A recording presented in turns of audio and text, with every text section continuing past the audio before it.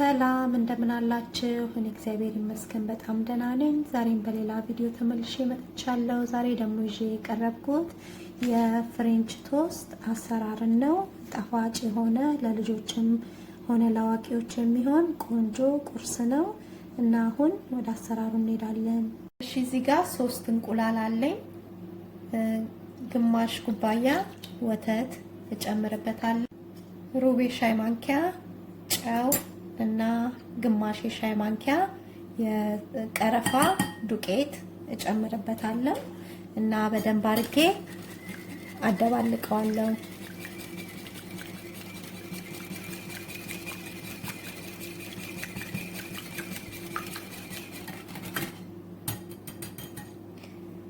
እና እዚህ ጋር ስላይስ የተደረጉ ዳቦዎች አሉኝ እና እዚህ ውስጥ እየነከርኩኝ መጥበሻ ላይ እጠብሳቸዋለሁ ማለት ነው።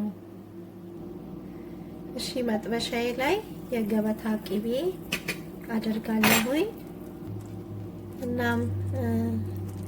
ትንሽ ዘይት ኦሊቭ ኦይል አንድ ሾርባ ማንኪያ የሚሆን ያደረኩት። በዘይቱ ብቻ ወይንም ደግሞ በቅቤው ብቻም መጥበስ ይቻላል እና እሱ እስኪሞቅ ድረስ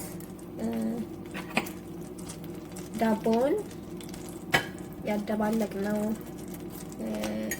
እንቁላልና ወተት ላይ እነክረዋለሁ።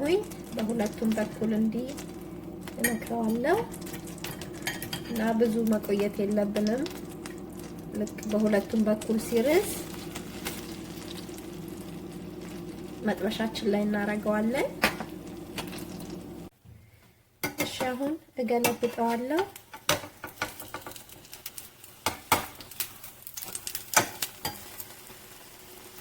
እንዲህ ወርቃማ የሚያምር ከለር ሲኖረው እንገለብጠዋለን።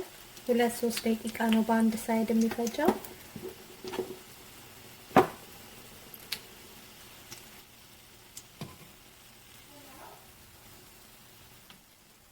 ቆንጆ ሆኖ በስሎልናል። እናወጣዋለሁ።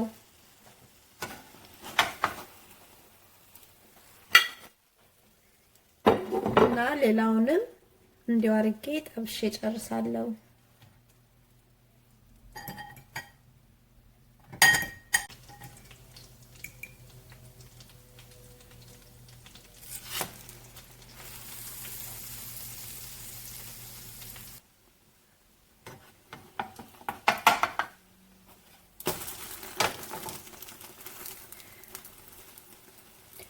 ተለቅ ባለ መጥበሻ ከሆነ የምትሰሩት 2-3ቱን ባንዴ መጥበስ ትችላላችሁ።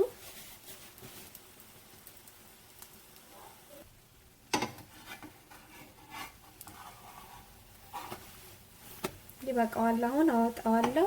ሁሉንም እንዲያርጌ ጠብሼ ጨርሳለሁ። ይሄንን ይመስላል እንግዲህ ተመልካቾቼ፣ ሁሉንም ጠብሼ ጨርሻቸዋለሁ።